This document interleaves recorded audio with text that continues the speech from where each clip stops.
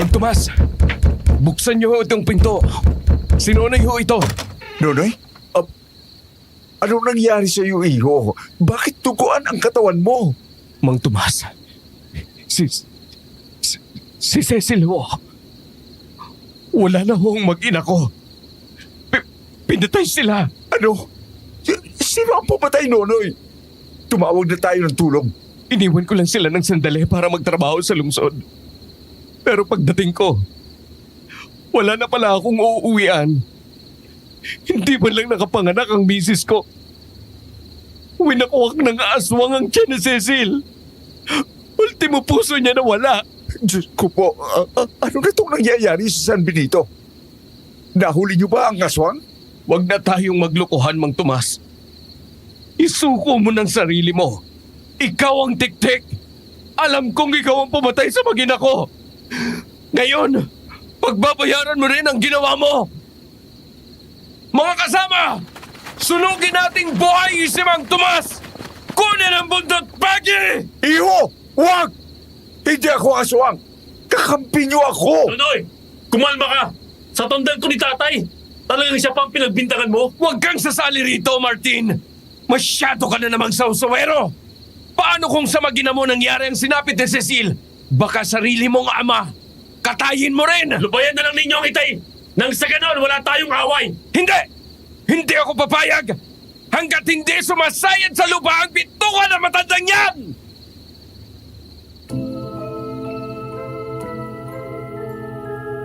Yan mismo ang nadatnan ko sa unang araw namin ni Martin, Papis. Ang matandang lalaki na hinahabol ng halos 100 mga tao. Siya si Mang Tomas, ang biyenan ko. Buntis ako ngayon at 2 buwan na lang malapit na akong manganak. Abot langit ang naramdaman kong kaba sa mga naririnig ko mula sa loob ng bahay. Wala akong ibang magawa kundi hawakan ng tiyan ko na halos pumutok na sa laki. Kung hindi lang kami napilitang lumipat dahil sa bagong trabaho ni Martin, edi sana komportable ako sa lungsod. Hindi ko yata kakayanin kung sa akin nangyari ang nasabing trahedya. Ako nga po pala si Clara at ito ang kwento ko tungkol sa kumukulong langis dito sa Capiz.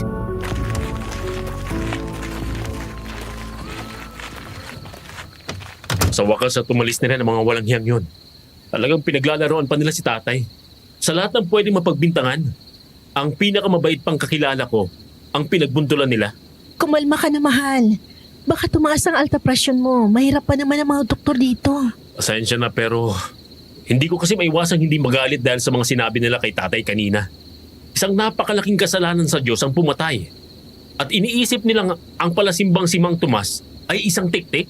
Di na bago yan, iho. Noong panahon ko nga na pagbintangan din akong kabunan. Dahil sa inggit ng mga katrabaho ko. Hindi nila matanggap na mas mabilis ako magtrabaho kaysa sa kanila. Naghanap sila ng pwedeng dahilan para mapalis ako sa pinapasukan ko. Yun na nga mismo tatay. Siguro may naiinggit din sa kanya kaya ganito. Pero masama pa rin ang loob ko sa kanila.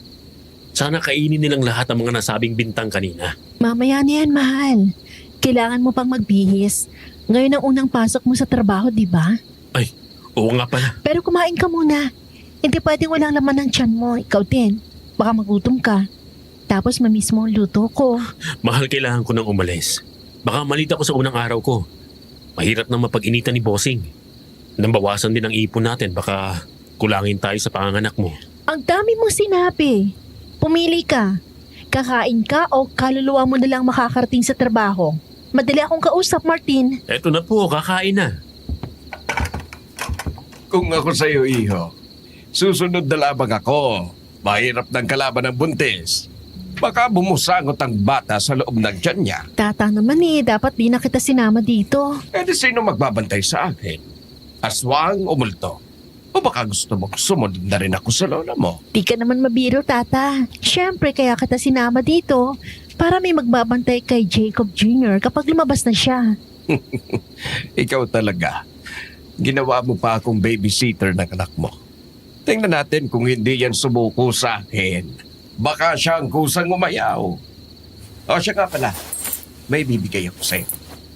Galing pa to sa lola mo. Ano yan, Tata? Hulaan ko. Isang mamahaling kwintas yan tapos pwede kong isang la. O di kaya isang relo na Rolex, tas mamahalin. Sa lahat ng sinabi mo, isa lang ang tama. Kwintas siya, pero hindi mo ito pwedeng isang la. Wala itong halaga sa mga pawn shop. Buksan mo ang palad mo.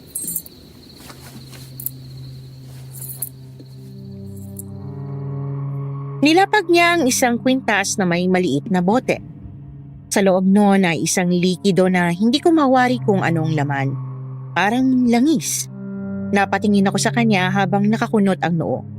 Tinawanan pa ako ni Tata, pero pilit niyang sinara ang kamay ko saka tumayo.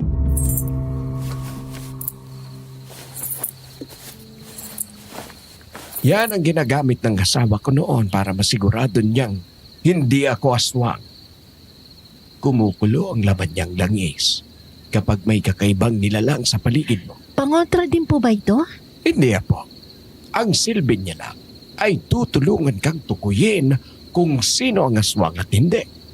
Mukhang kakailanganin natin yan dito sa Capiz. Bago mo ako sinama rito, pinaalalahanan ako ng mga kakilala ko sa lungsod na taga rito sa Capiz. Bukod sa talamak ang halangang mga bituka rito, may mga nilalang daw na hindi pwedeng pagkatiwalaan. Kinakabahala ko ang kalagayan mo. Kung totoo nga may tiktik na pumapatay dito, nanganganib ka po. Huwag naman ho sana maging totoo. Mukhang mabait naman po ang tatay ng asawa ko. Pero mag-iingat ka pa rin sa kanya. Lalo na kapag mag-isa lang kayo. Mahirap nang magsisi sa huli. Naintindihan ko po, Tata. Pero paano si Martin? Hindi kaya magalit siya kung sakaling layuan ko si Tay Tomas? Yan ang dapat ninyong pag-usapan bilang mag-asawa. Alam ko mahirap, pero para rin ito sa kalagayan ng anak mo. Ikaw din. Unang junior mo pa naman yan. Baka nagkamali lang ang mga tao.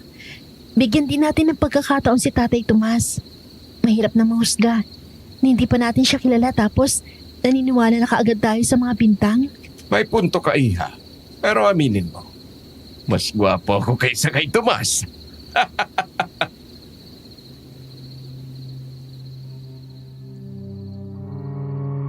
Sabay kaming napatawa sa sinabi niya.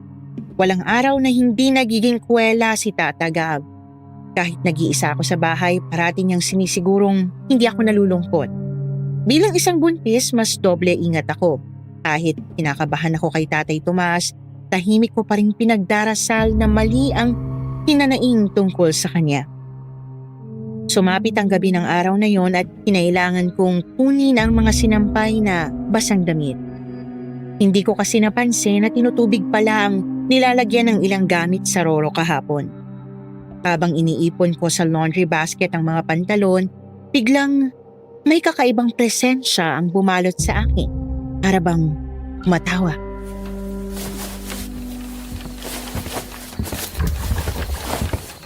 Iya? Anong ginagawa mo sa labas? Gabi-gabi na, pero wala ka pa rin sa loob. Alam mo ba kung gaano kadelikado rito? Tatay Tomas, pasensya na po. Kinukuha ko lang po mga sinampay. Baka kasi mag-amoy kulob. Hindi mo dapat ginagawa yan, Iha. Lalo na't buntis ka. Dapat nagpapahinga ka na.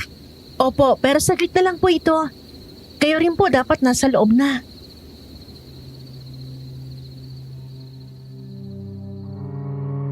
Hindi ko alam kung bakit pero kakaiba ang pakiramdam ko sa presensya ni Tatay Tomas.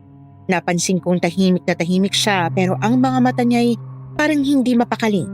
Para bang agad kong naalala ang binigay sa akin ni Tata Gab.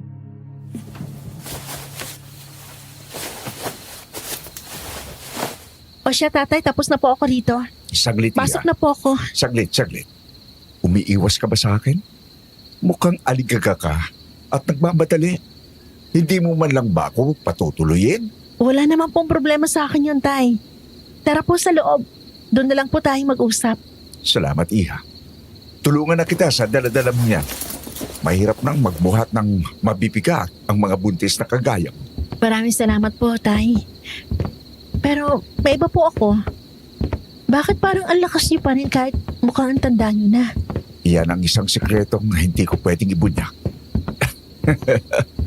O siya, saan ko itinalagay? At dito na lang po sa tabi ng TV. Oo, Tutupiin ko pa kasi mamaya yan. Siya nga po pala. Ipakilala ko sa inyo tong si Tata Gab. Tata Gab!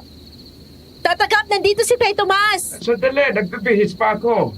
Ikaw na muna kumausap sa kanya. kaano-ano mo siya ha? Mukhang kasing edad ko lang.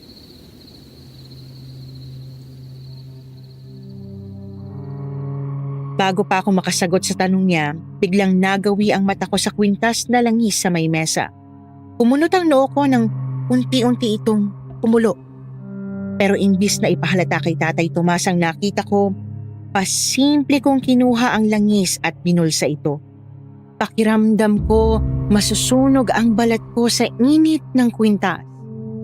Isang pilit ng ngiti ang kumurba sa labi ko habang tinatago ang sakit. Mabuti na lang at nakababa na kaagad si Tata Gab. Nagpaalam na ako sa kanila at agad kong tinungo ang sarili naming kwartong mag-asawa. Pagkalayo ko kay Tatay Tomas, biglang tumigil ang pagpulo nito. Napahinga ako ng malalim habang pinakakalma ang puso ko.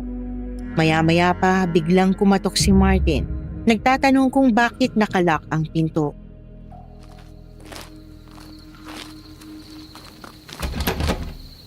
Mahal, bakit naman nakasarado ang pinto?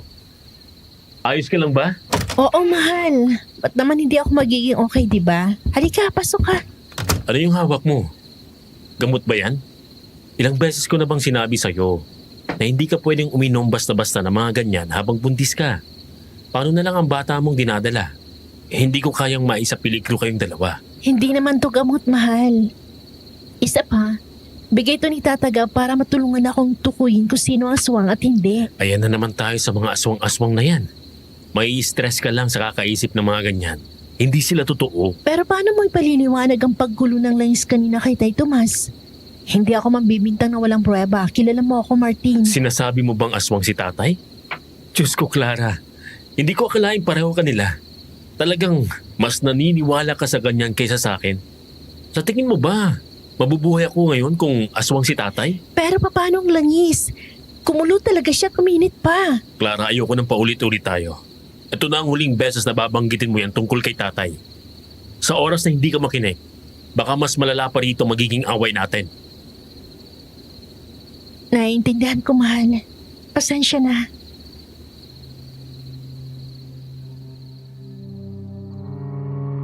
Hanggang sa pagtulog namin walang kibo si Martin. Hindi ko mapigilang malungkot at mapaisip kung sino ang paniniwalaan.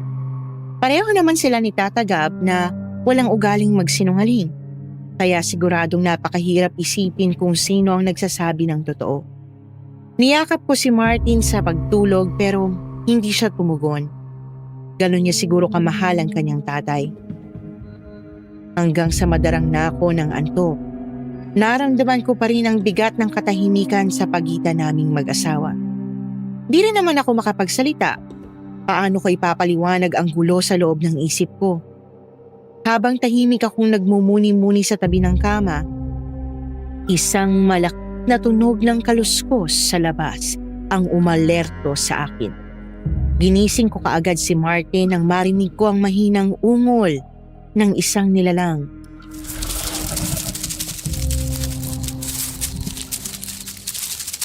Mahal, gising. Mukhang may ligaw na aso sa labas. Ha? Ano namang gagawin ng aso rito? Wala kaya tayong alagang hayop? Matulog ka na muna. Baka inaantok ka lang. Hindi eh. Sigurado ako hindi tunog ng normal na aso yun. Kakaisip mo yan tungkol sa mga aswang kaya ganyan. Huwag nang lalabas para tingnan. Baka umalis lang din yan. Ba't ba ayaw mong maniwala sa akin? Kung ayaw mong tingnan, ako na lang sisilip sa bintana. Ang tigis talaga ng ulo mo kahit kailan, mahal. Sige na nga, titingnan ko na. Diyan ka lang, huwag kang susunod. Baka mapaanong pa kayo ni baby.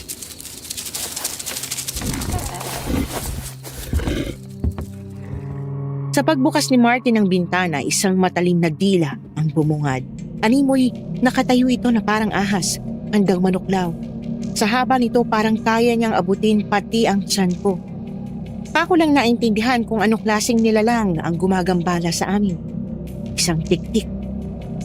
malakas na sinara ni Martin ang pintuan, dahilan para maipit ang dila ng tiktik at umiyak ito sa sakit. Umalis na tayo, Martin! Isa yung tiktik! Nanganganib ka, mahal. Naamoy niya siguro ang dugo ng bata sa sinapupunan mo. Sana ngayon maniwala ka na sa akin. Hindi ako nagsisinungaling. Totoo, may mga aswang, mahal. Puntahan natin si Tataga.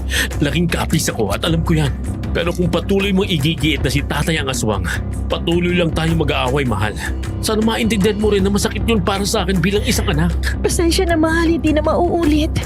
Mag-iingat na ako sa pananalita ko simula ngayon. Nasaan kaya si Tataga? May tiktik sa labas ng bahay! Tatagap! Huwag niyo pong hayaang makapasok sa bintana ng kwarto niyo! At mas lalo wag niyo po susubukan labanan, Tata! Mas malakas yun sa inyo! Kayang-kaya ko ito! Hayaan ninyong ipamalas ko sa aswang na to ang kakayahan ko sa karate! Tatagap! Bumalik kayo rito! Hindi niyo yan kaya mag-isa! Kaya ko ito, Martin! Hindi ako natatakot sa mga aswang na yan! Tingnan mo! At matututo ka! Tataga, wag! Masyado delikado! Makinig naman kayo! Ang bilis niya! Hindi ka mahagip! Clara, kumuha ka ng langis. Dalian mo! Sugatan ako. Pero hindi pa tayo nagtatapos dito! Tatatigilan niyo na yan! Hindi ito tungkol sa tapang! Tungkol ito sa kaligtasan! Nandito na! Martin, gumawa ka ng bilog sa paligid! Pumasok ka sa bilog, Clara. Tatagap! Manatili kayo sa loob nito! Hindi ko inakalang ganito kalakas ang mga halimaw na yon. Hindi lahat ng laban kayang tapusin ang hambog na lakas. Tata, kung hindi ka nakinig sa amin, baka patay ka na ngayon. Magpahinga na muna kayo, Tata. Huwag na kayo magmatigas ulit, ha? Haharapin natin to ng sama-sama, hindi mag-isa.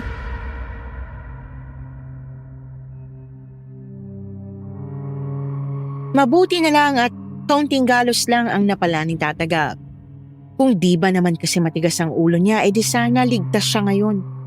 Balisa kaming tatlo na natulog at kahit si Martin ay hindi makapaniwala sa kanyang nakita. Inantok naman kami pero sa kaunting oras lang. Bukasan naisipan kong maghanap ng kumadrona. Sakto at may kakilala si Martin kaya hinatid niya ako roon bago siya pumunta ng trabaho.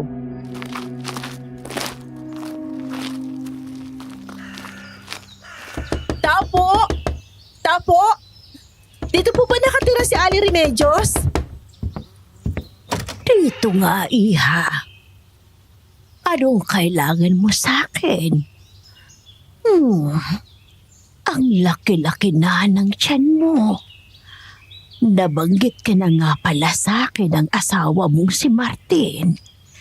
Ikaw si Clara, hindi ba? Halika, iha. Umupo ka dyan sa bangkong may unan.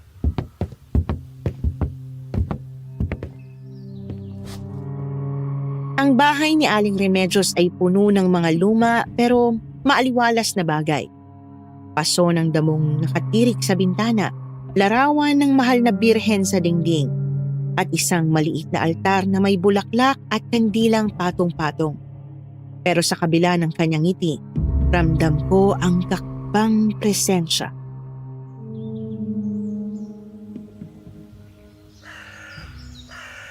Hala, para kang nakakita ng kapre sa gubat. Anong kinain mo? Nanginginig ka. Wala po. Siguro, nervyos lang ito. Nervyos o takot? At bakit ka amoy langis? Wala po. Isang simpleng kwintas lang nabigay sa akin. Iha, hindi mo kailangang magtago. Alam ko kung ano ang dala mo. Galing yan sa tata mo, hindi pa? Gab ang pangalan. Paano po ninyo nalaman? Nung buntis din ang lola mo, binigyan ko siya ng ganyan. Pero nagbago ng panahon. Ang mga halimaw ngayon, mas marunong magtago. Ano pong ibig niyo sabihin? Ay basta, sabihin mo kay Tata Gab, huwag niyang kalilimutang dalhan ako ng bagoong pagbalik niya sa lungsod. At tara, tingnan natin ang sanggol mo. dapat masigla siya at handang lumaban kapag sinubo kayo ng tiktik.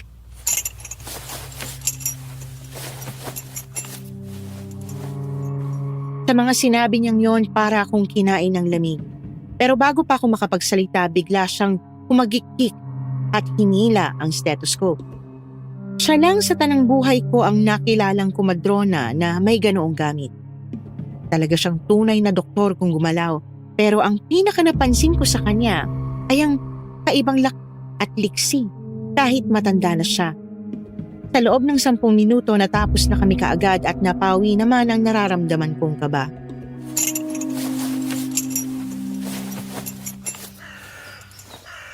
Birador lang, iha. Ang kulit ng anak mo. Para siyang nagtitiktok sa loob ng tiyan mo. Sana nga po normal lang siya. Oo, Clara. Sana nga. Pero, bakit naman hindi, iha? May ininom ka ba o di kaya'y kinain na bawal sa'yo? May epilepsy po kasi ako noon. Kinatatakot kong baka mamano ng bata ang problema kong sakit. Mahirap na pong pati siya mahirapan dahil sa akin. Huwag kang mag-alala, iha. Magiging maayos din ang lahat. Tutulungan ko ang batang gumaling kung sakaling may epilepsy nga siya. Marunong po kayong gumamot? Hindi ba halata, iha, sa mga gamit ko sa bahay? Bata pa lang ako, tinuruan na ako ni tatay kung paano manggamot. Bukod sa pagpapaanak, ito rin ang kinabubuhay ko. Wow! Mukhang marami po kayong pinagkakaabalahan. Hindi po ba kayo napapagod? Sa awa ng Diyos, matikas pa rin naman ako hanggang ngayon. Walang sakit at kayang magpagaling ng iba. Siguro, sugo niya po talaga kayo para tumulong sa kapwa. Siya nga po pala, kailangan ko nang umalis. Magkano po ang check-up? Ay nakong bata ka. Huwag mo nang bayaran. Ako, nakakaya naman po. Pero salamat dahil ipandadagdag ko na lang ito sa ipon naming mag-asawa. Walang anuman, iha. O siya, mauna ka na dahil baka may ibang lakad ka pa. Opo, Aling Remedios. Maraming salamat po ulit.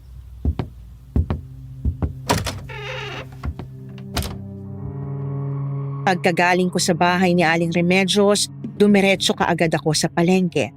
Mga bandang 3:00 na ng hapon noon nang magsimula akong maglakad pa uwi. Hindi ko pinilit sumakay dahil masyadong maraming pasahero ang mga tricycle. Isa pa, exercise din to para sa akin bago ko manganak. Habang naglalakad ako, biglang sumabay sa lakad ko si Tatay Tomas. Pilit niyang inaagaw sa akin ang mga bitbit kong gulay.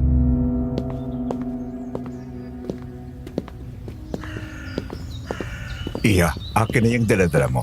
Mukhang mabigat at marami ang pinabili mo. Tay Tomas, naku, kaya ko naman po ito. Konti lang din naman po ang laman ng bag ko. Konti, para namang hindi mabigat yan sa itsura mo. Hayaan mo na ako.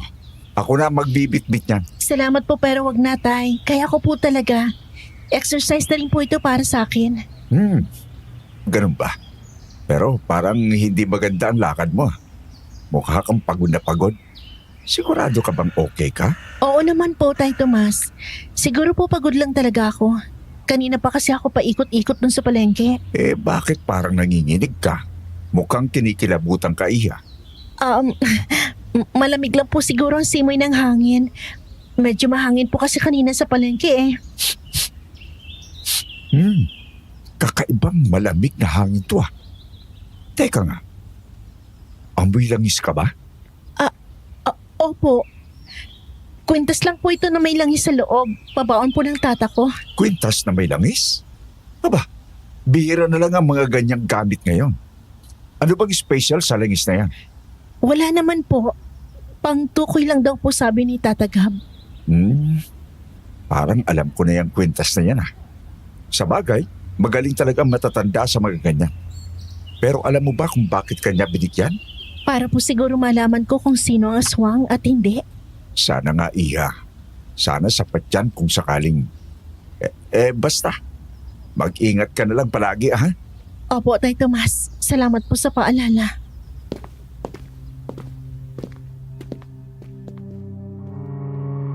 Sinikap kong gawing normal ang boses ko. Kahit na parang gusto nang tumakbo ng mga paa ko. Habang unti-unting bumababa ang araw, sumasabay rin ng pagkulo ng langis sa maliit na bote. Napalunok ako sa kaba habang tinititigan ng matandang parang walang muwang sa mga nangyayari. Napansin niya siguro ang kilos ko at ang langis, kaya ultimo siya napatigil ng sandali sa pagsasalita. Umalik ang takot ko sa tiktik at pati siya nagulat sa pagtigil ko ng lak.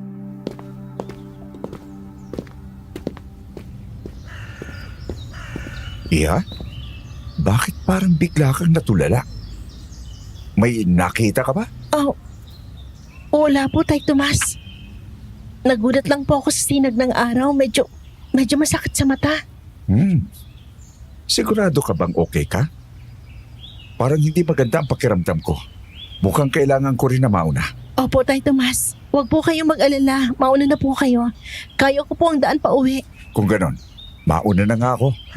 Pero Clara, huwag kang dadaan sa madilim na bahagi ng kalsada ha. At dumiretso ka kagad sa bahay niyo. Opo, Tay Tomas. Salamat po ulit.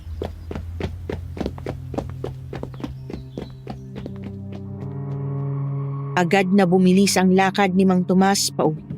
Na para bang may naramdaman din siyang kakaiba sa paligid. Naiwan akong mag-isa sa daan.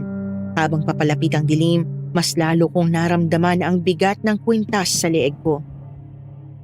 Nang marating ko ang aming bahay, bumukas agad ang pinto at natanaw ko si Tata Gab sa may pintuan.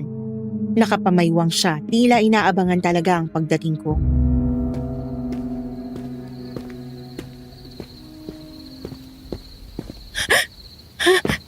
Clara! Anong nangyari? Bakit parang takot na takot ka? Tata, ang langis kumulo na naman. At parang may kakaibang presensya sa akin ni Tay Tomas. Sa oras na dumilim, bigla siya nagpaalam na aalis. Tama ang hinala ko. Halika, pumasok ka agad. Kailan pa nagsimula to? Kahapon pa po, Tata. Habang kumukuha ako ng sinampay, kumulo ng langis pagdating ni Tay Tomas. Sabi ni Aling Remedios, may mga halimaw daw na mas marunong magtago ngayon. Totoo po ba yun? Totoo, Clara. At ang kwintas na yan ay nagbibigay ng babala kapag may malapit na masamang nilalang. Ano pong ibig sabihin nito, Tata? May tiktik po bang sumusunod sa akin? Malalaman natin. Pero huwag kang matakot. Hanggat suot mo ang kwintas na ito at nandito ka sa bahay, ipagdarasal nating walang makakapasok na masama.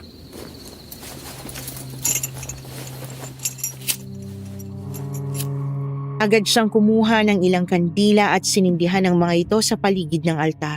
Pinasok niya rin ang ilang damo mula sa isang supot at inilagay ito sa gilid ng pinto. Habang ginagawa niya ito, ramdam ko ang lumalalang tensyon sa hangin. Hindi ko mawari kung paano ko sasabihin kay Martin ang nangyayari. Magkaaway lang kami. Naupo ako sa isang sulok ng sala. Pilit pinapakalma ang sarili habang pinapanood si Tata Gab na abala sa pag-aayos ng kanyang mga proteksyon. Sa isip ko, paulit-ulit ang tanong na paano ko ipapaliwanag ito kay Martin. Lagi niyang sinasabi na huwag akong magpapadala sa kwento ng matatanda pero iba ang sinabi ni Aling Remedios sa akin. Naputo lang iniisip ko nang marinig kong bumukas ang pintuan. Pumasok si Martin. May dala pang plastic bag ng pinamili mula sa bayan.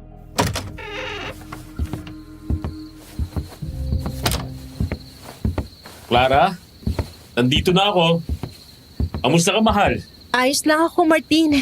Medyo napagod lang sa pagpunta sa palengke at kay Aling Remedios. Napagod? Bakit parang ang bigat ng mukha mo? May nangyari ba? Wala naman. Pagod lang talaga siguro. Clara, kilala kita.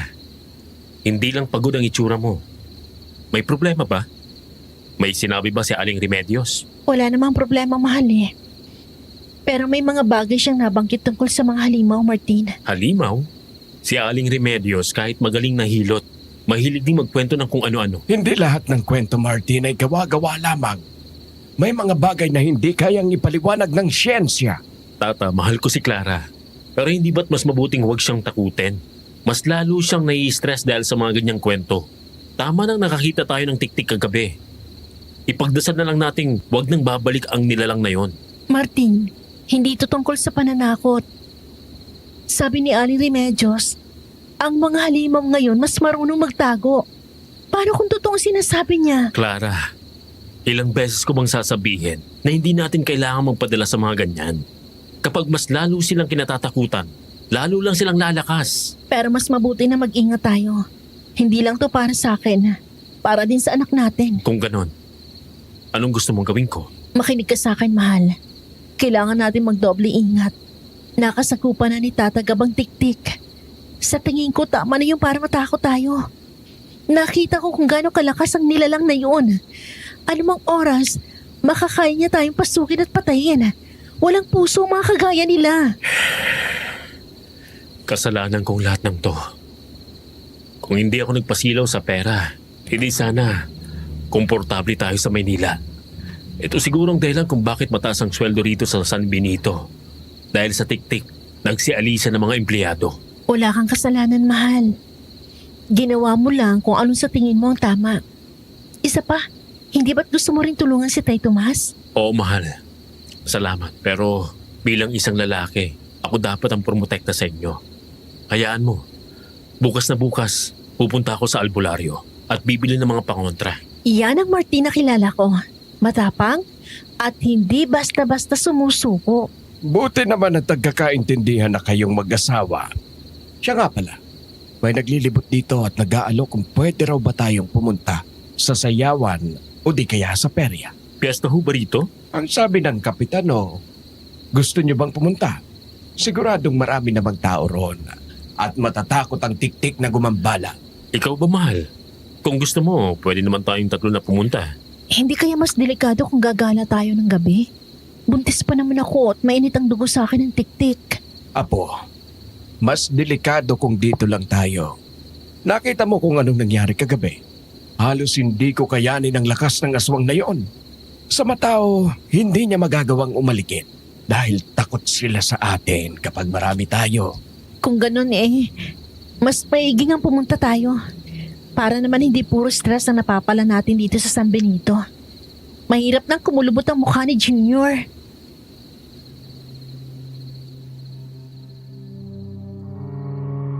Nagayos kaming lahat para pumunta sa perya. Mabuti na lang at may sasakyan kami kaya hindi mahirap ang pagpunta sa bayan. Gusto sana naming isama si Tatay Tomas pero hindi namin ito mahagilap sa kanyang bahay. Nakailang katok at hug na rin si Martin pero hindi niya talaga mahanap ang ama.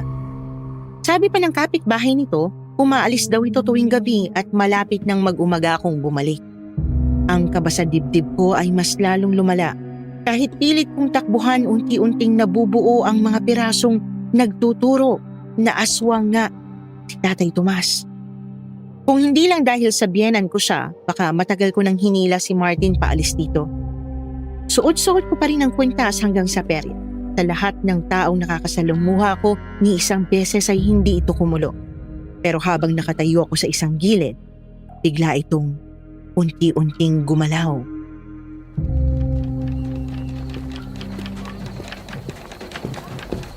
Nandito yata si Tay Tomas. Clara, Iya? Bakit nandito ka sa gilid at nagmumukmuk?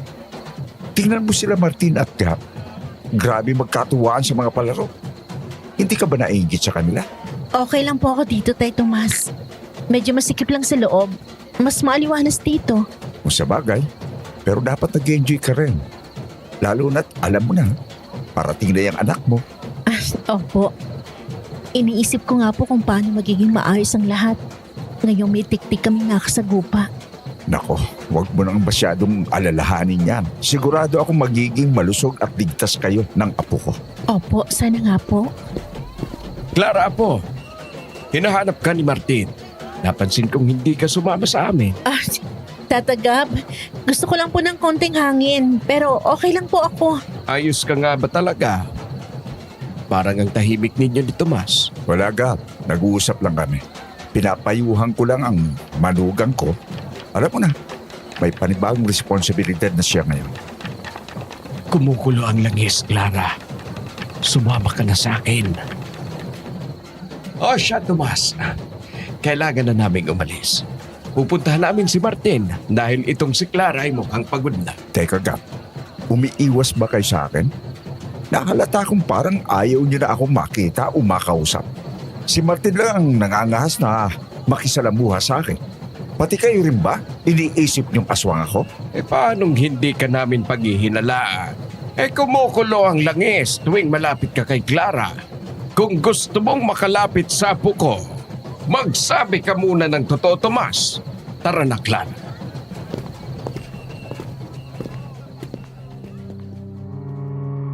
Inasumubok na humabol sa amin si Tay Tomas. Sa deretsahang pagkakasabi ni Tata Gab, pati ako nakonsensya at nakurot ang puso. Baka pati si Martin magalit din kapag nabanggit yon sa kanya. Pagkarating namin sa kinaroroonan niya, masayang-masaya siyang nakikipag-usap kay Aling Remedios. Mukhang kalagayan ng bata sa sinapupunan ko ang paksa nila.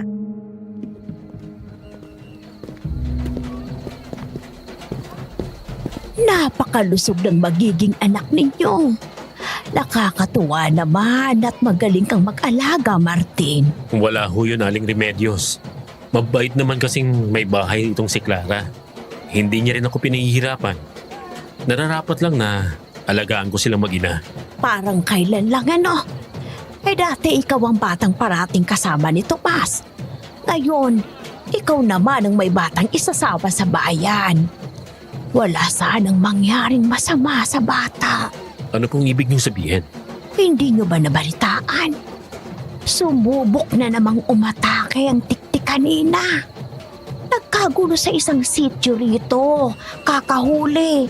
Pero nakatakas pa rin ang tiktik. Hala, buntis din ho ba ang biktima? Oo, iho. Malapit na ring mga anak kagaya ni Clara. Mabuti na lang at nakasigaw kaagad siya ng tulong. Nakakatakot naman po kung ganun. Sana wag na bumalik ang aswang sa bahay namin. Di ko kakayanin kapag may nangyaring masama sa magiging apo ko. Kung kailangan kong mamatay o masaktan, mailigtas lang sila ang gagawin ko. Ang tapang mo pa rin hanggang ngayon, Gab. Pero kulang niyang laban sa tiktik. Habang mas dumarami ang pinagtatangkaan niya, mas lalo siyang lumalakas. Kulang palang pag-iingat kung ganun. Kailangan na naming matutong lumaban. Ayoko mamatay ng dilatang mata. Naiintindihan ko, mahal. Ako nang bahala. Wala lang masamang nilalang pang makakalapit sa inyong mag-ina ko. O siya, mauna na ako. Kakausapin ko pa si Tomas tungkol sa hiniram niya sa aking pera. Hiniram na pera ni tatay? Wala akong karapatan, iho, na manghimasok sa inyo. Kaya mas maiging si Tomas mismo ang tanungin mo tungkol dyan. Kailangan ko nang mauna. Mag-enjoy lang kayo rito sa perya.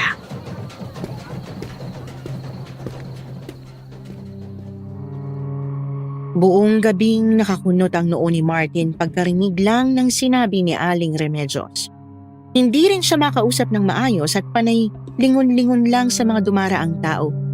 Hinihintay niya yatang matsyempohan si Tay Tomas. Nang mapagod na siyang mag-antay sa perya, napagpasyahan naming dumiretso na lang sa bahay ni tatay.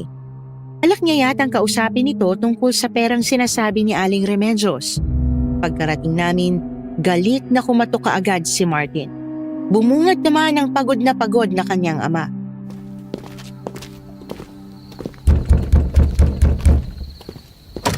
Tay, ano tong sinasabi ni Aling Remedios na umutang daw kayo sa kanya? Nalulungan naman ba kayo sa sugal? Pasensya na, anak. Nalulungkot na naman kasi ako. Kaya bumalik ako sa pasugalan. Naubos lahat ng pera ko at nabaon pa ako sa utang. Hindi ko sinasadyang magasta lahat ang pinapadala mo sa akin. Pangako, ibabalik ko lahat kahit sa kahuli-hulihang sentimo. Tay naman eh. Akala ko ba tapos na kayo sa pagsusugal?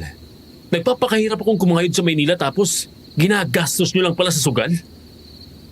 Hindi ko sinasadya, anak. Pasensya na. Pasensya? Kung kailan nagasta mo na lahat ng pera? Yan ang sasabihin mo, Tay? Makakabayad ba yan ng utang kay Aling Remedios? Ako ang magbabayad, anak, ng mga utang ko. Hindi mo kailangan problemahin lahat. Ako rin ang bahala kay Remedios. Ilang beses ko nang narinig yan, Tay. Hindi pa rin ho ba kayo napapagod na pahirapan ako? Anak, bigyan mo pa ako ng isa pang pagkakataon. Baka ako, magbabago na ako. Isa pa, Tay? Ilang beses na yan? Ilang beses na akong naniwala sa mga pangakong napako. Hindi ko ginusto ito, Martin. Nalulungkot lang talaga ako. Wala nang nanay mo at ikaw. Halos hindi ko na makita. Ako rin, Tay. Nalulungkot, napapagod. Pero hindi ko ginagawang dahilan yan para sirayan ang buhay ko. Pasensya na, anak. Ako nang bahala sa lahat ng ito. Hindi kita hihilahin pababa. Pasensya? Sa tingin mo maibabalik yun ang perang winaldas nyo? Na sana'y magagamit na sa panganganak ni Clara? Kailan kayo titigil sa pagiging pabigat nyo sa buhay ko? Hindi ako pabigat, Martin. Ako pa rin ang tatay mo. Tatay? Ganyan ba dapat ang isang tatay? Pagod na ako sa lahat ng problemang dapat kong solusyonan. Tapos narito kayo, dumaragdag pa. Martin, tama na yan. Ama mo pa rin si Tay Tomas. Huwag kang sasali rito, mahal. Usapang pamilya to. Hayaan mo siya, Iya. Tatanggapin ko ang bigat ng sama ng loob niya. May kasalanan din naman ako. At nararapat din pagalitan. Huwag na ho kayo magpaawa, Tay. Baka bilugin nyo rin ang ulo ni Clara. Kagaya ng ginawa nyo sa akin. Tara na, Clara. Tatagab. Umalis na tayo. Teka, Martin. Huwag mo akong iwan.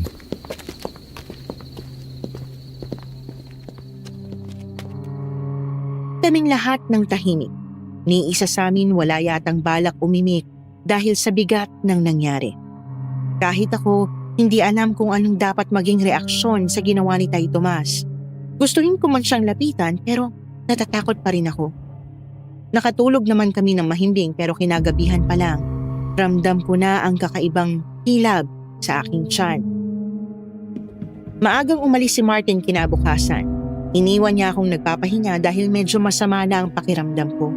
Hindi ko inasahang lalala ito ng ganito.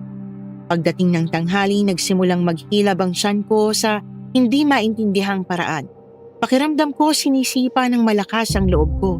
Hindi na ako makakilos ng maayos at nagsisimula na rin akong pawisan ng malamig.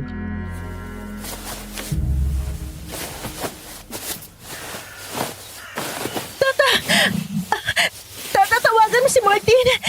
Masakit na masakit ang tiyan ko. Tata! Naku, Clara. Hintay ka lang, Apo. Tatawagin ko siya ngayon din.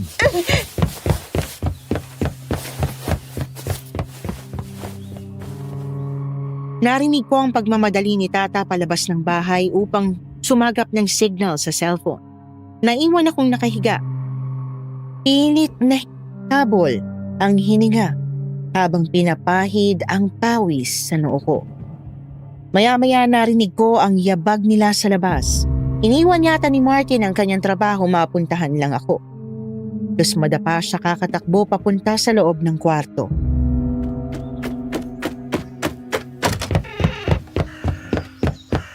Mahal, anong nangyayari? Bakit hindi mo sinabi agad na masama ng pakiramdam mo? Akala ko kasi kaya ko pa kanina. Pero ngayon, sobrang sakit, Martin. Anong nangyayari, Clara? Anak, anong gagawin natin? Tay, kung hindi nyo ginasta ang pera namin, may pambabayad sana tayo sa ospital ngayon. Ano na lang ang gagawin namin? Anak, huwag na tayong magturuan ngayon. Dalhin natin si Clara sa ospital. Ako ang bahala sa pamasahe. Pamasahe? Pagkatapos, paano bayad sa doktor, Tay? Kasama rin ba yan sa pangako niyong babayaran? Mahal, tama na. Huwag na kayo mag-away.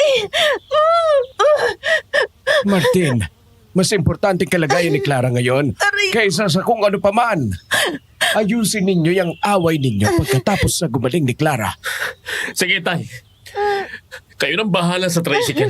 Tata, tulungan mo akong buhatin si Clara. Ako na bahala, anak. Tatawag na ako ng tricycle.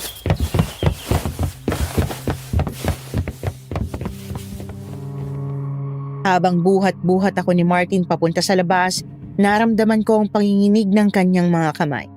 Puno siya ng takot at pangamba. Pero sa likod ng lahat ng yun, ramdam ko ang pagmamahal niya. Pagdating namin sa ospital, nagmadali si Martin na magpatulong sa isang nurse para mailipat ako sa isang stretcher. Halos hindi niya ako mabitiwan. Paulit-ulit niyang sinasabi sa kanila na bilisan ang pagkilos. Si Mang Tomas at Tata Gab naman ay nananatiling nasa tabi. Nag-aalala pero tahimik.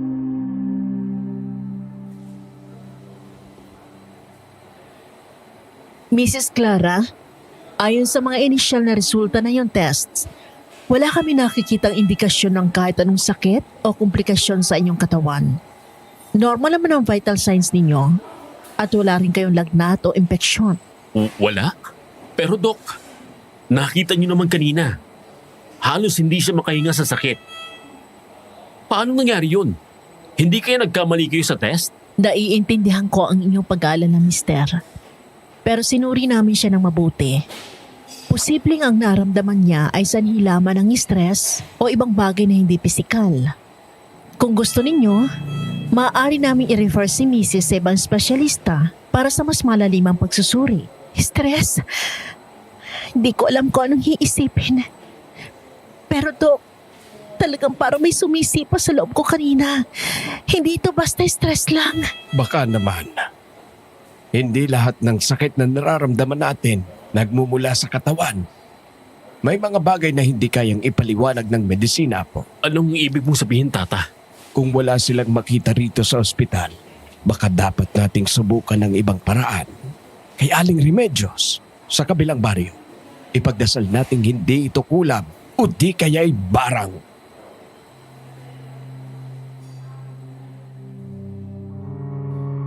Walang pagdadalawang isip naming tinungo ang bahay ni Aling Remedios. Kahit sa biyahe, labis pa rin kung sumakit ang tiyan ko. Kaunti na lang at mapagkakamalan ko na itong labor. Pagdating pa lang namin, agad na sumalubong si Aling Remedios.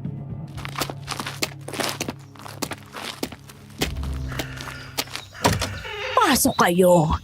Ilagay niyo siya sa bangko. May kakaibang enerhiya sa'yo, Clara. Anong eksaktong nararamdaman mo bago sumakit ang tiyan mo? Parang may pumipilipit sa loob ko. Tapos bigla may malamig na hangin na dumaan. Hindi ko maintindihan. Pero parang may sumisipa sa akin mula sa loob. Remedios, di pa pwedeng simpleng sakit lang to. Baka naman napagod o may nakain lang ng masama si Clara. Tomas, matagal mo na akong kilala. Alam mong hindi ko hahaluan ng haka-haka ang ganito. May dala si Clara na hindi pangkaraniwan. Dala? Ano pong ibig niyong sabihin? Ang tiktik ay may kakayahang magdala ng sakit sa mga gusto nitong biktimahin. Sa tingin ko, si Clara ang pinag-iinitan niya ngayon. Kailangan nating agapan ito. Clara, gagawa ako ng isang gamot na makakatulong para mawala ang epekto ng anumang masamang enerhiya dala ng tiktik. Pero may mga kailangan akong dapat ninyong kunin. Kahit ano, gagawin namin basta gumaling lang si Clara. Mangolekta kayo ng 3 bagay. Tubig mula sa ilog na dumadaloy sa silangan. Isang puting manok at dahon ng pandan. Iba ang dating ng gamot kung wala ang mga ito. Ako nang bahala sa tubig sa ilog. Tatagap, tulungan mo si Martin sa paghahanap ng manok. Oh, alam ko kung saan tayo makakakuha ng mabilis.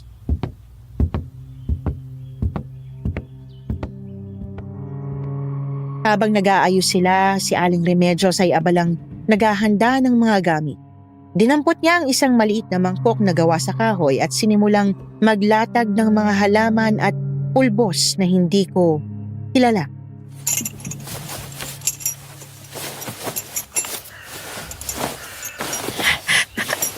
Aling Remedios, makakaya mo ba talagang tanggalin ng gamot ang sumpa ng tiktik? Hindi ako mangangako.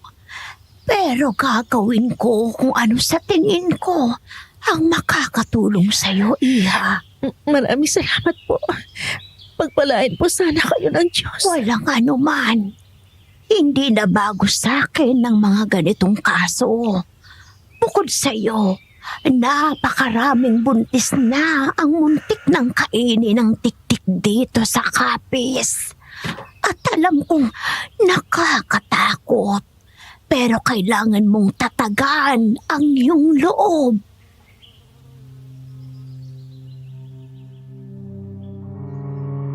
Habang nagsasalita siya, bigla kong naalala ang kwintas ko. Nawawala ito at wala sa leeg ko. Tinapa ko na rin ang aking bulsa pero wala talaga. Napansin ni Aling Remedios ang pagiging aligaga ko at napatanong ito.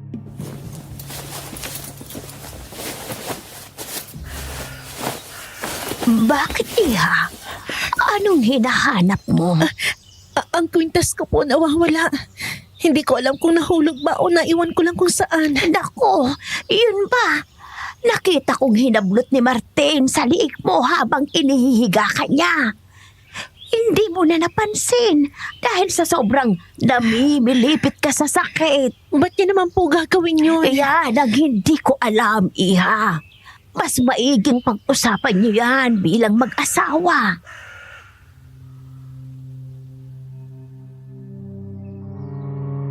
May kung ano sa dibdib kong ayaw mawala dahil sa ginawa ng sarili kong asawa. Matapos magawa ni Aling Remedios ang gamot, dumiretso kaming tatlo pa uwi. Laking pasasalamat ko dahil tumulong si Tay Tomas sa paghahanap ng mga kailangan. Naisip ko ang lapitan siya mamaya upang humingi ng tawad sa mga nasabi ni Tata Gab sa kanya. Pinagabihan, naiwan akong mag-isa sa sala habang sinitsyempohan si Martin. Gusto ko siyang makausap tungkol sa kwintas.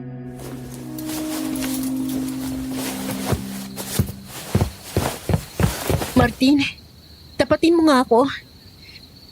Ikaw ba ang nagtanggal ng kwintas na langis sa leeg ko? Clara, huwag mo sana simulan mag-isip ng kung ano-ano. Alam mo namang, kapakanan mo lang din ang gusto ko. Sabihin mong totoo. Ikaw ba ang nagtanggal sa leeg ko? Sagutin mo ako, Martin. Oo, ako nga. Ba't mo yun nagawa, mahal? Nakakatulong sa akin yun. Clara, kumalma ka nga. Ginamot ka na ni Aling Remedios. Wala ka nang aalalahanin pa. Yang nararamdaman mo ngayon, sa tingin ko, kaka-overthink mo lang yan. Masyado ka nang dumepende sa kwintas na yun. Parati mo nang naiisip na si Tatay Tomas ang tiktik. Kaya minabuti kong alisin na yun. Napapraning ka na dahil doon, Clara. Anong napapraning? Huwag mo akong paghinalaan na baliw, Martin. Alam mo na malakas akong kutuban. Malakas ang intuition ko. Wala kang pruweba na si Tatay Tomas ang nagbigay sa'yo ng sumpa. Huwag mong ibintag sa tatay ko ang nararamdaman mo ngayon kung wala ka namang konkretong ebidensya na siya nga ang tiktik. Nakita mo na ba siyang nag-iba ng anyo? Hindi. O, tignan mo. Kaya huwag mo siyang paghinalaan ng basta-basta na lang. Mahal ko, simula pa lang nung sanggol ako hanggang sa ngayon na malaki na ako. Ni isang sandali, hindi ko naramdaman na aswang ang tatay ko. Bakit ko siya paghihinalaan ngayon? E di sana, sa akin nalipat ang bato, hindi ba? Pero hindi. Walang ganong naganap na pangyayari. Alam kong nararamdaman ko, Martin. Hindi lang ito matinding hinala at pagkabahala. Meron talagang kahina-hinala kay tatay. Wala, Clara. Nasa isip mo lang ang lahat ng...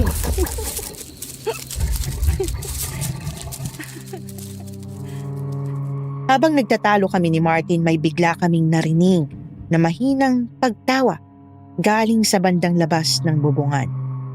Sabi nila na kapag malakas ang tunog na nanggagaling sa isang tiktik, ibig sabihin nito ay malayo pa siya. At kapag mahina naman ang tunog na nagmumula dito, ay malapit na siya sa iyo. Napatitig kaming dalawa sa isa't isa, parehong may balot ng gulat at takot sa aming mga mata. Nahinto ang aming pag-aaway at tinenyasan ako ni Martin na huwag gumawa ng anumang ingay. Ako naman ay sumunod sa kanya.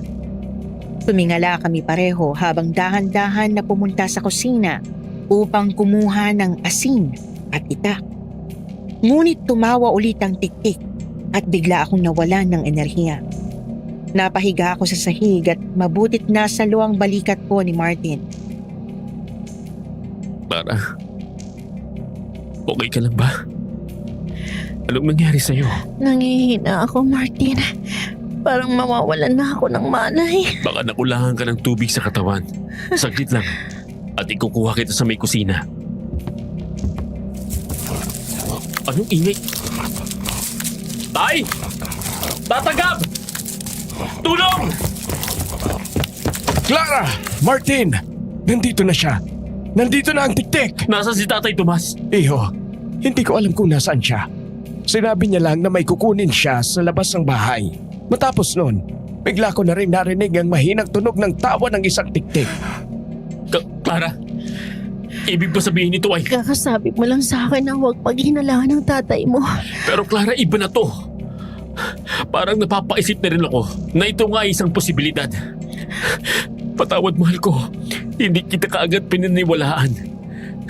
Ilang beses mo na sa akin to sinabi. Sadyang matigas lang ang ulo ko. Martin, mahal. Alam ko mahirap maniwalaan ang kutob ko. At marahil tatay mo siya. At lumaki ka na kapiling niya kaya ayaw mo maniwala. Naiintindihan ko ang pinanggagalingan mo. Mahal mo pa rin ba ako, Clara? Ngayong naalaman na natin na may lahi akong aswang? Patawad, Clara. Hindi ko sinasadya na mangyari ito sa buhay mo. Patawad. Martin, kahit saan ka pa galing, mamahalin at mamahalin pa rin kita. Pinakitaan mo ako ng kabutihan at ikaw lang ang lalaki na kilala ko ng tapat at may malinis na intensyon sa akin. Kaya nagustuhan kita kaagad noon. Hindi mo pinagdamot ang sarili mo sa akin. Kahit sinabi ko na wala kang pag-asa sa umpisa, hindi mo ako sinukuan. Lalo na tuwing ako ay nagkakaproblema. Parati mo akong tinutulungan at inaalala ang aking kapakanan. Dahil dyan, Martin, hindi rin kita susukuan. Pagsubok natin itong magkatuwang at sabay natin itong haharapin. Clara, mahal na mahal kita. Tapos na ba kayong dalawa magdrama? Kung tapos na, pwede pang tulungan ninyo kung patayin ang halimaw na nakakapit sa bubungan natin. Handa ka na bang harapin si Tay Tomas, mahal ko? Kung meron pa siyang katitig na ulirat at makakausap pa siya habang nasa ibang anyo, pakikinggan ko ang kanyang rason. Pero pag kinain na siya ng katauhan niyang halimaw at wala nang natirang katitig na tao sa kanya, kailangan ko na kayong protektahan. Siya man ang naging parte ng buong pagkatao ko simula noon. Ngunit ngayon, ikaw na ang buong mundo ko, Clara. Ikaw na ang pamilya ko. Kayo na magiging anak ko. O siya, tara na Martin. Niga ako ni Martin sa may kama. Sa kwarto ni Tata Gab. Mas malapit yun sa sala kaysa sa aming sariling kwarto. Mababantayan nila ako ng mas masinsinan doon. Pinalibutan nila ng asin ang dulo ng sahig sa bawat kanto. Matapos ay nagsabit sila ng bawang sa 4 na poste ng higaan kung saan ako nakahiga. At binalik sa akin ni Martin ang kwintas na langis ngunit binawasan niya ito ng laman. Heto, Clara. Para magsilbing hudyat. Kung sakaling malapit na sa iyo ang tiktik. Pero huwag ka mag-alala. Poprotektahan ka namin ni Tata Gab hanggang sa huli naming hininga. Mag-iingat ka, Martin. Ayoko manganak ng walang amang mag-aalaga kay Jacob. Salamat sa paalala. Huwag kang mag-alala. Kaya ko to. At kailangan ko tong harapin. Tatay ko ang may kagagawa ng lahat ng kababalaghang nangyayari dito sa ating sitio. Marapat lamang na ako magwakas ng kabulastugan na ginawa niya sa lahat ng tao rito. Martin, heto ang buntot pagi. Salamat, Tata Gab. Handa ka na ba, iho? Ni minsan hindi ko inisip na lalabanan ko ang sarili kong ama. Ngunit haharapin ko siya ng buong tapang. Yan ang Martin na kilala ko. Tara, iho. Sa likuran ko siya aabangan. At ikaw naman, sa harapang pinto. Martin! Clara! Clara, anong problema? Paanong...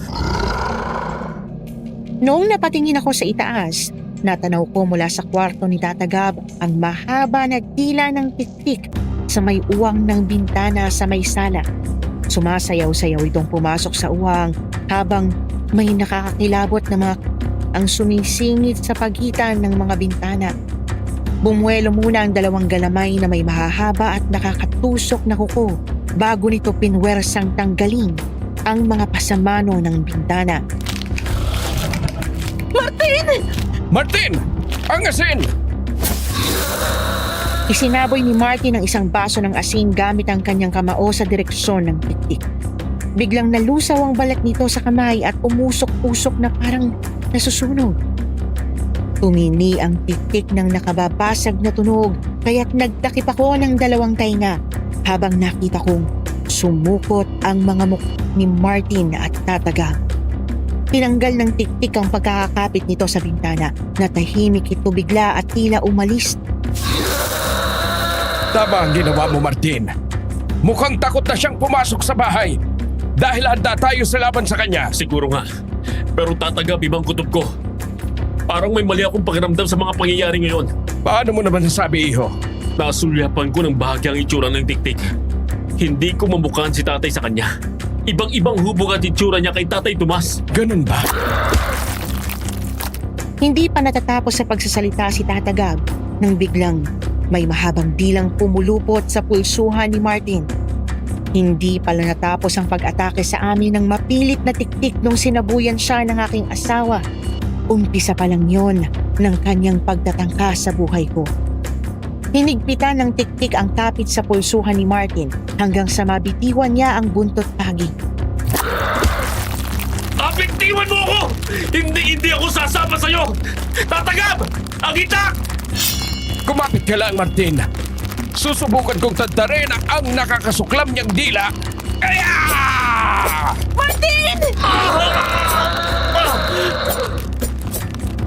Bago pa man mahataw ni Tatagab ang mahabang dila ng tiktik, nahila na nito si Martin palapit sa kanya. Kumapit siya sa kalapit poste na pundasyon ng bahay. Hindi mo ako makukuha! Kung sino ka mang tiktik ka! Akala ko siya si Tay Tomas. Hindi, Clara! Hindi siya ang tatay ko! Siya ay mukhang si... Ano, Martin? Nagulat ka ba sa totoong anyo ko? Aling Remedios! Ako nga ito! Ako ang titik ng sityo na ito! Bakit mo ito nagawa sa aming lahat, Aling Remedios? Ba't mo kami niliglang lahat? Simple lang ang sagot dyan, Iha. Ako'y gutom na gutom. Nung bata pa lang ako, ay pinagkita na ako ng tadhana. Ginawa na ako ng kalikasan na ganito. Isang aswang. Sa tingin niyo ba na binigyan ako ng tadhanang makapili ng aking kapalaran? Masyadong mapait ang pinaranas niya sa akin. Bata pa lang ako, gusto ko lang pumawala sa magulang ko dahil alam ko, ako ang pagsasalinan nila ng bato. Tumakas ako sa gubat at nagtago sa bundok. Ngunit nahanap pa rin nila ako. Doon na nila ako sinalinan ng bato at tuluyan na akong naging tiktik. Noon ay pinilit kong hindi kumain ng laman loob ng mga bata. Tinimpi ko, tiniis ko. Minahal ko pa nga ang mga tao. Ngunit hindi pala nila ako mahal. Tuwing malalaman nila ang tunay kong pagkatao, kaya hindi ko na tinakasan ang tawag ng laman sa akin. Kailangan kong mabuhay at yan ang naputyok sa akin na mamasukang kumadrona. Mabilis lang ang buhay ng tao at saka dumarami-rami na kayo rito sa mundo at sinisira ang natural naming tirahan. Tama lang na mabawas-bawasan kayo rito dahil paninira lamang ang tanging yung alam, mga hunghang. Nagkakamali po kayo, Aling Remedios. Kahit sabihin na natin may kasamaan ng mundo dahil sa gawain ng mga tao, may pag-asa pa rin ang aming lahi na magbago tuwing may sinisilang kada henerasyon. Parati may pag-asa sa puso namin. Naggagawa ng tama mga kabataang sinisilang sa mundo. Tama si Clara Remedios. Huwag mong gawing dahilan ng pagpatay sa mga inosenteng bata. Kailangan ka naming patayin dahil banta ang mga katulad mo sa buhay. Ang sakit sa ulo! Itigil mo na yung pagsumpong mo, Aling Remedios! Ang dami niyong sinabi! Isa lang naman ang inyong pinupunto! At Dahil dyan, papatayin ko kayo lahat dito! Lahat! Inisa-isa kami ni Aling Remedios na labanan. Inuna niya si Tata Gab. Siya ang may hawak ng itak. Ngunit dahil mas malakas si Aling Remedios bilang tiktik, hindi na nakaporma ng maayos si Tata. Bigla na lamang siyang inihagi sa dingding ni Aling Remedios gamit ang kanyang nakakakilabot na kamay na may matatalas na kuko. Tatagap! Tatagap! Ano, Clara? Akala ko ba ay malakas pa ang iyong tata? Kayo talagang mga tao. Masyado kayong matapang. Wala naman kayong binakbak. Ngayon, akin na ang anak mo, Clara. Uunahin ko na siyang kainin dahil kating-kati ng hila ko sa malasa at sariwang laman.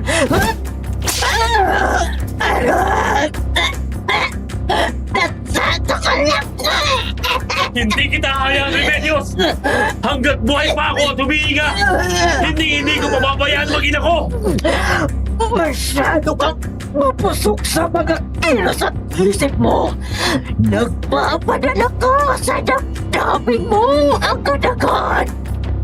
Alam mo ba kung nasaan na ang iyong tatang Tomas? Anong ibig mo sabihin? Pinatay ko na siya kanina nang lumabas siya sa may likuran niyo! Anong sinabi mo? Bakit? Sa tingin mo, hindi pa siya bumabalik dito sa loob ng bahay? Sa tingin mo ba, natagalan lang siyang asikasuhin ang mga manok niya? Pinatay ko na siya, Martin! Walang hiya ka, Remedios! Etong sa'yo! Habang nakapulupot ang dulo ng latigo sa leeg ni Aling Remedios, nilapitan ito ni Martin at al sa leeg gamit ang kanyang mga kamay. Sa tindi ng galit ni Martin ay lumabas ang kakaiba niyang lakas na mahuhugot lamang ng tao tuwing ito'y nahaharap sa panganib. Ngunit hindi pa rin ito sapat sa lakas ni Aling Remedios. Hinawakan niya si Martin sa bisig at inihagis sa may sala. Nahulog ito sa sahig at nawala ng malay.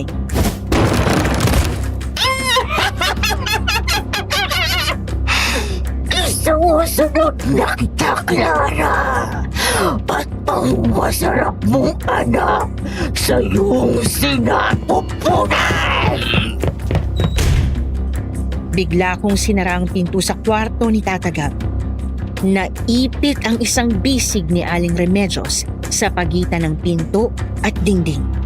Pilit kong tinutulak ang pinto para hindi siya makapasok sa silid. Ngunit parang alam ko na ang mangyayari sa akin sa panahon na yon. Sa tingin mo ba, mapipigilan mo ako? Isang mahinang babae ka lang na may dala-dala sa iyong tiyan! Hindi! Pero lalaban ako hanggang sa huli kong hininga! Kung ano-ano pang satsat mo, wala ka pa ng binagbat! Papa namin! Walang bisa yan sa akin, Clara! Wala! Clara! Sino? Kapag! Ay, pinatay na kita! Anong kababalagan nito? Hindi mo ako lubos na kilala, Remedios! Kita ng dalawa kong mata kung paano ka nakahandusay na duguan sa may labasan! Paano ka nabuhay, Tomas? Meron ka bang agimat sa katawan mo? Wala! Pero meron ako nito! Ngis-ngis! Lawas ka na yan! Lumabas ang isa na namang aswang sa may bintana. Tila isa itong maligalig na halimaw na tinatawag na bungis-ngis. Ngunit parang may problema ito sa pag-iisip base sa kilos. Paika-ika itong papalapit kay Tatay Tomas. Mahaba at makapal ang buhok nito at natatakpan nito ang buong mukha. Ang masisilayan lang dito ay ang isa nitong mata na parating dilat dahil wala itong talupa. Miskis! Kailangan ko ang tulong mo! Kailangan natin patayin ang mapangahas na tiktik na ito! Dapat panatilihin ang kapayapaan ng ating sityo! Ayos lang ba? Ugaga! Sugod, Kiskis! Ipakita mo kung anong meron ka! Sugod! Mabilis na sumugod ang bungisngi sa direksyon ni Aling Remedios. Nagpalitan sila ng atake at depensa na ikinasira ng mga parte sa bahay. Nasira ang mga dingding at kumutab-kutab ang mga sahig. Naluray-luray ang mga pawid sa kisame at nahulog ang ilang kahoy nito. Tinulungan ni Tay Tomas na puksain si Aling Remedios kasama ng kanyang bungisngis. At dahil natumbasan ng lakas ni Mismis ang kay Aling Remedios, malaya at matagumpay na nahataw ni Tay Tomas ng buntot pagi si Aling Remedios. Sugatang-sugatan ang masamang tiktik na gumulo sa kapayapaan ng Capiz. Hindi na ito makatayo at pawang naghihingalo na sa sahig. May isinaling kang parte ng buhay na nasa bungis na yan. Oo, meron. Kaya hindi ako basta-basta mamamatay. Kailangan niya munang mamatay bago ako mamatay. Yan ang kasunduan namin. Kung gayon, siya pala ang dapat kong patayin.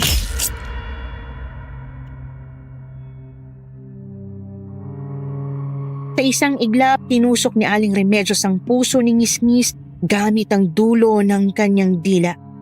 Kaagad naman si Ngisngis binawian ng buhay. Namatay na si Aling Remedios dala ng kanyang mga malalalim na sugat.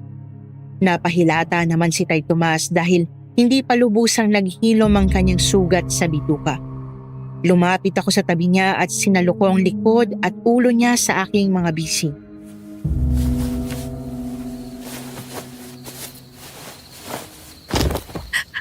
Tatay Tomas! Clara?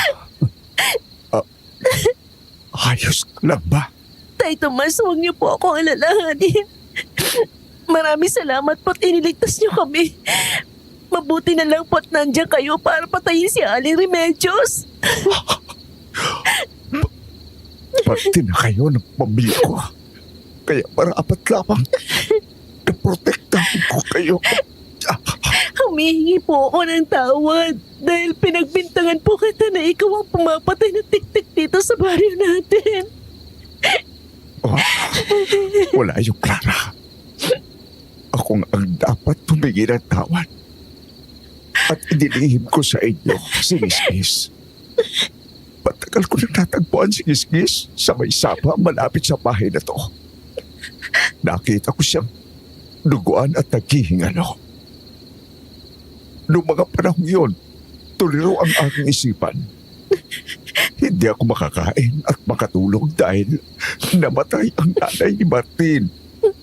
Naawa siguro ako kay Gisgis kaya binigyan ko siya ng isa pang pagkakataong mabuhay sa mundong ito. At hindi ako nagsisi sa naging desisyon ko. Kahit ipagtamuyan ako ng mga tao rito.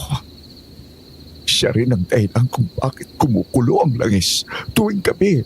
Parati kong kasama si Gisgis kapag sumasapit na ang takip silim.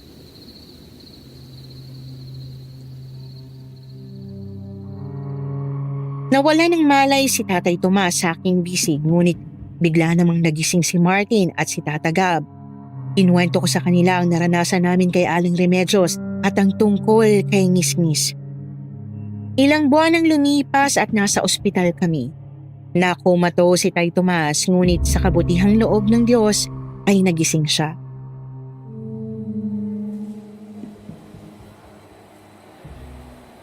Oh, mahal ko. Nag-abala ka pa talaga. Napakalaking bukay naman yung hawak mo. Para ba yan kay Tay Tomas? Hindi ito para sa kanya. Para kanino yan? Para sa'yo to, mahal ko.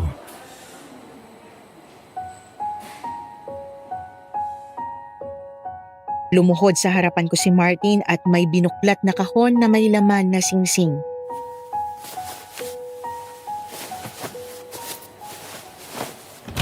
Clara, alam kong sa West pa lang tayo nagpakasal. Pero gusto kitang bigyan ng sagradong seremonya para na rin mabasbasan ang ating pagsasama at ang ating anak. Kaya heto ako. Humihiling muli sa'yo na tanggapin mo ang alok kong kasal. Will you marry me, Clara? Paano ba yan, Martin? Malaki pang tiyan ko. Paano mo ako ihaharap sa altar ng Diyos? Aray! Ang tiyan ko! Bakit? Anong problema? Meron na naman bang tiktik sa sityo natin? Hindi, mahal ko. Pumutok ng panubigan ko. Naku! Hala! Nurse! Tulong! Aray! Tulungan niyo kami!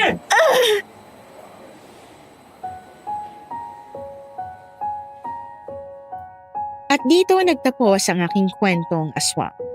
Maraming kababalaghan ang nangyayari na hindi maipaliwanag ng siyensya, ngunit kailangan lang natin silang harapin ng may tibay ng loob at tiwala sa sarili. Huwag tayo basta-basta maniniwala sa hinala, bagkus tuklasin natin ang katotohanan.